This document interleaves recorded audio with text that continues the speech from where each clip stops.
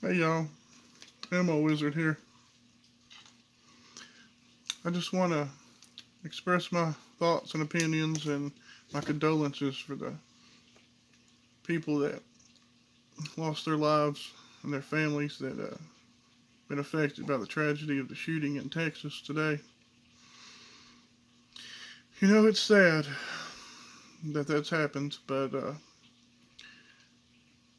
it's not going to be put out in the news too much. But from what I'm hearing, it's a blessing that we had concealed carry holders, people who would stand up and fight, defend us, and defend the freedom, and that was able to take this scumbag out before he reached his capacity of taking as many lives as he could. So I applaud you guys for that. Keep up the good work.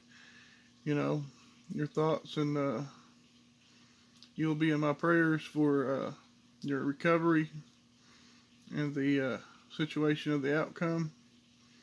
You know, we don't know how this is and what happens until we have to go through it. Uh, of defending ourselves with deadly force. You know, I mean, God forbid this happen in the church. So these people are good folks. They're going to church on a Sunday, trying to do the right thing, trying to abide by laws. You know, this is not what these type of people uh, wanted to do, was to take a human life. So this is going to weigh on them very heavy. You know, so we need to support them in their recovery and everything. Like I said, I don't know, how it is. I can only imagine and prepare for it. Uh, but we need to applaud them for the good job that they've done in protecting themselves and others. They stopped this scumbag for taking as many lives as he could.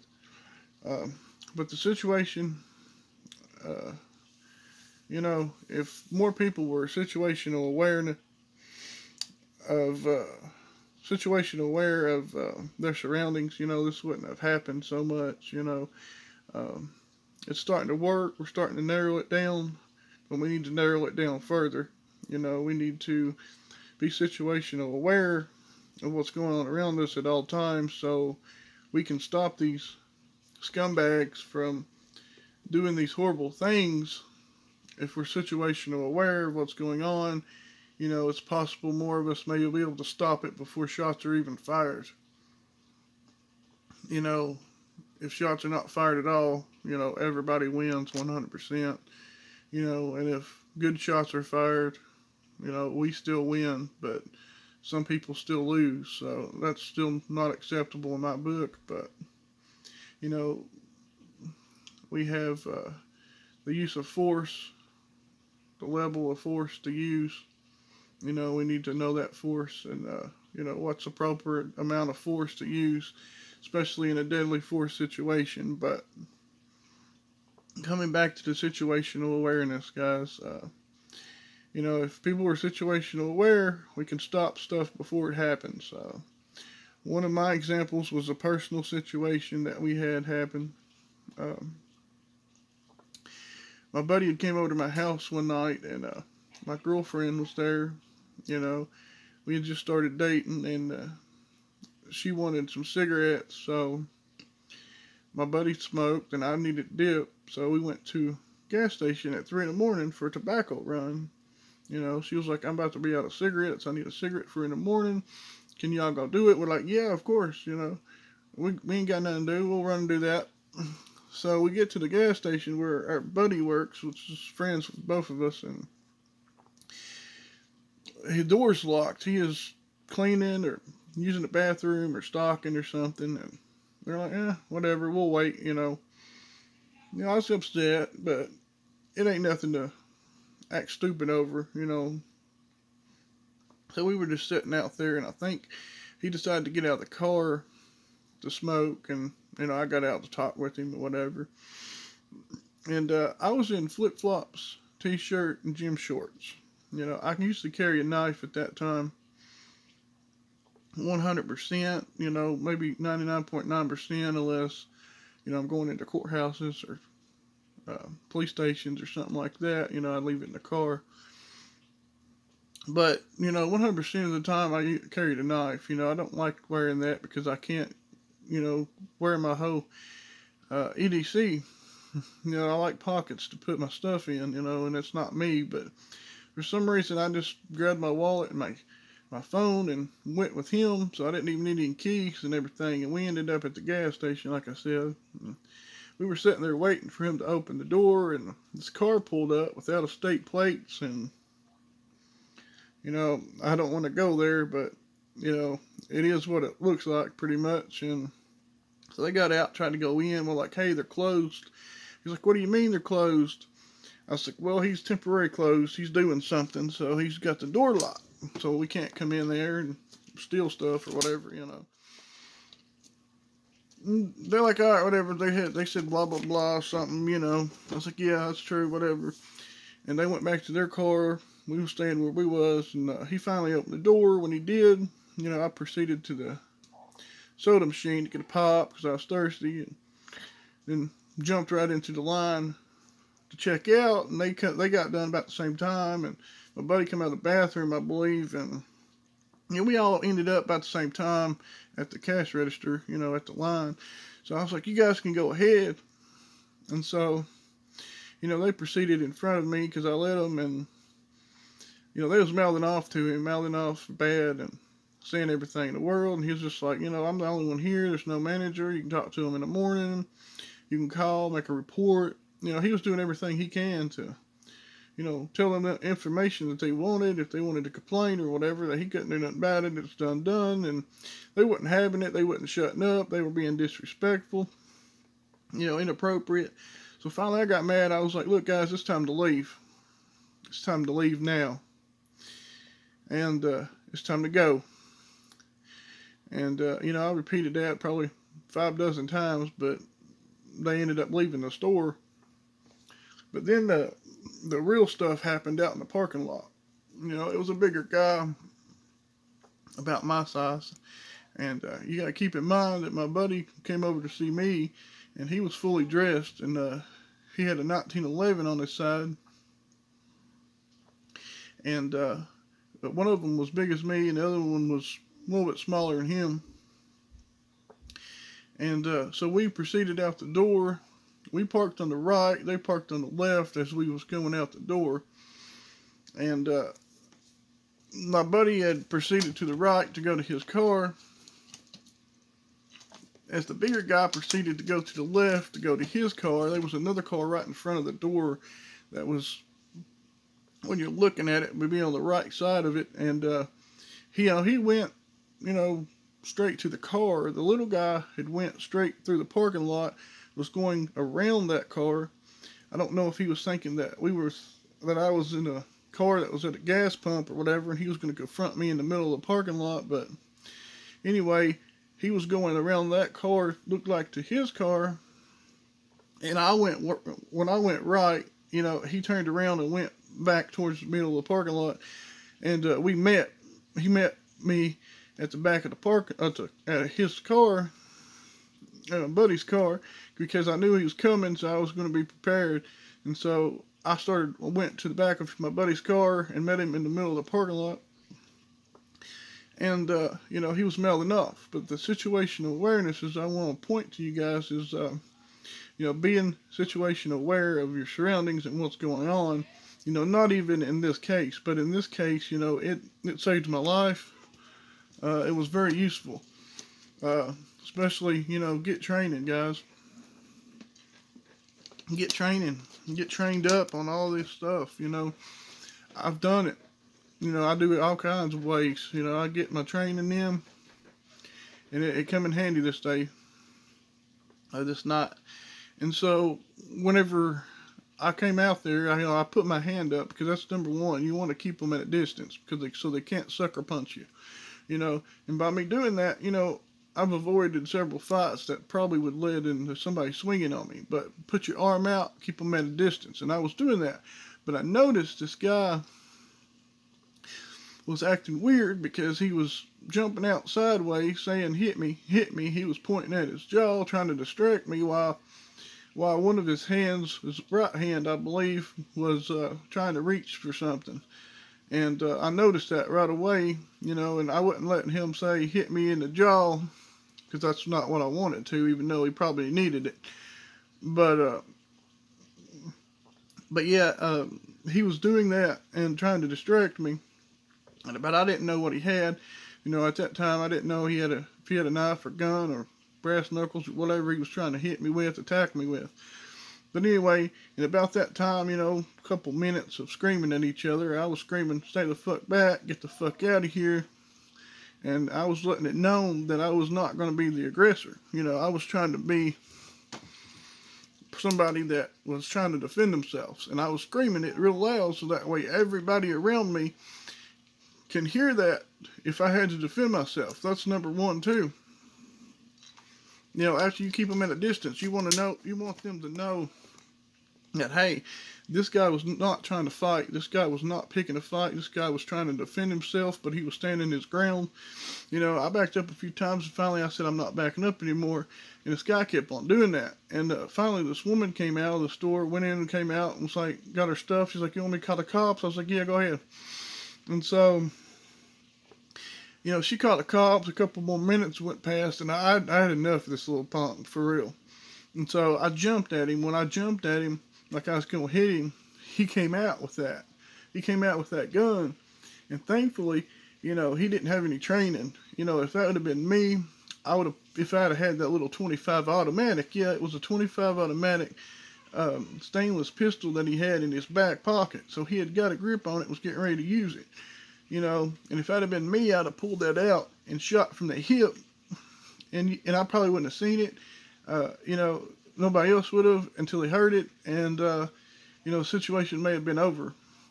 But thankfully, this guy was a thug and he didn't have any training. So he tried to come out pointing it sideways to threaten me or to shoot me. But before he could get it to the center or to the portion of his body or mine, I jammed it up. And by him coming out and around in a ridiculous motion, I was able to jam that up. And when I did, I grabbed a hold of it. And as hard as I could, I hit it over my knee, trying to break his arm, causing him to release the handgun, or whatever it was. At that time, I was not really aware that it was a handgun. It was a 25 automatic. It was till later that when the cops got there, that me and the cops was discussing and what had happened, and I asked them, what it was, and they told me exactly. But I knew it was a handgun later, but I didn't know completely all the details until afterwards. But he came around, in a thuggish motion, and that helped me. And so when he came around, I didn't know if he was trying to slash a blade or what, but anyway, I knew it was something. And so I jammed him up, tried to break his arm, but it didn't. But it was in the moment, it was reaction.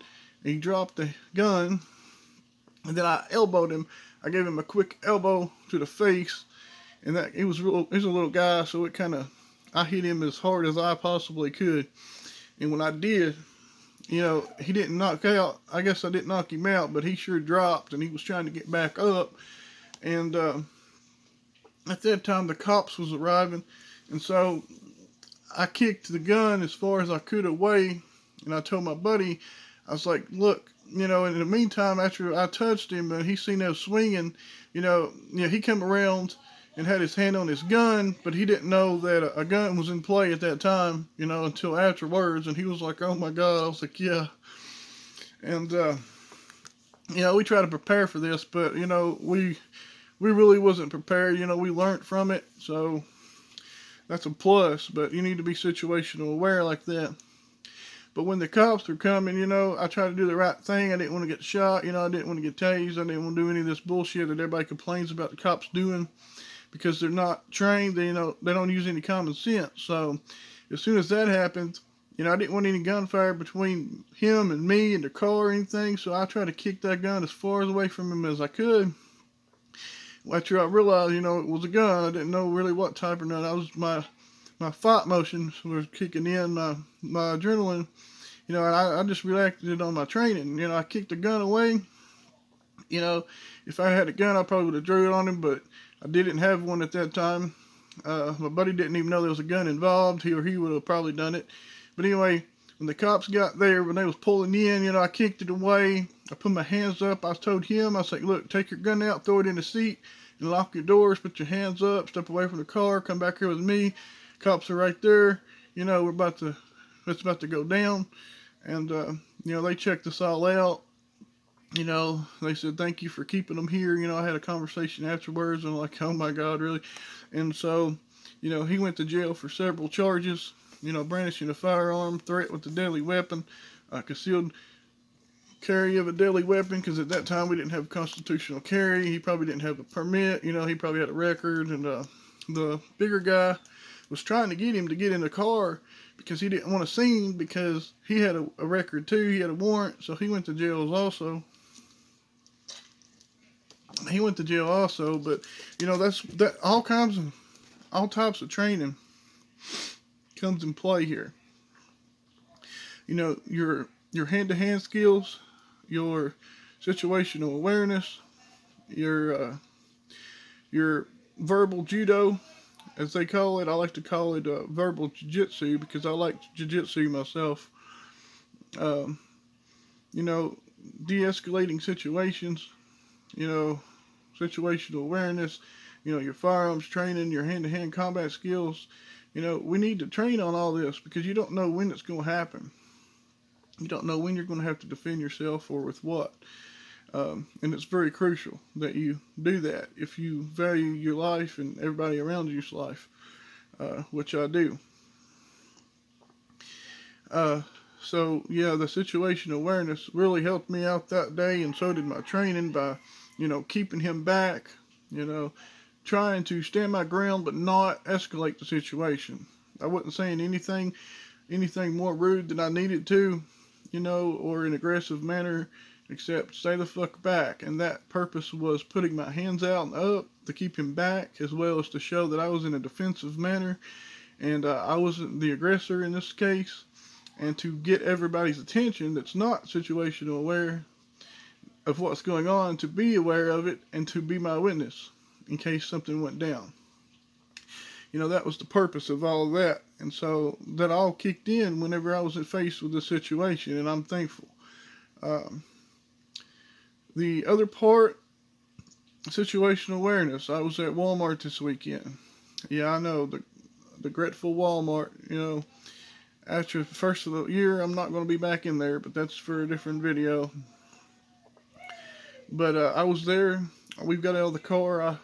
I observed a fight going down. A verbal fight between a couple, and it was between a couple, another couple, or a female. I presume because the male was proceeding down the aisleway of the parking lot with a buggy with the kid in it, and another kid beside the buggy, and the woman was farther back, mouthing off to somebody, and he was turning around mouthing off, looked like he was defending her, but yet trying to keep his distance. So it looks like, he was a good upstanding male, trying not to, be masculine against a female, being respectful, but yet trying to be respectful and defend his loved one, which is his wife or girlfriend in that case, which I understand. But the situation was even worse when I observed him, because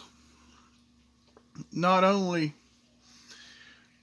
were they arguing, everybody has their opinions, but they need to check their egos, because this guy, when he was in the parking lot, when I observed him walking towards the door, he had turned around to mouth off, and I realized that he was carrying carrying a firearm. Open and carrying a firearm is fine, but we all agree with that. Most of us, support the Second Amendment, yes. But when you have a firearm, you have it on you, you have a duty to be the best person you can be, to be the respectfulest, to be the trainedest, to be the best law-abiding citizen you can be. Because why? Because you have the potential to produce death on your side.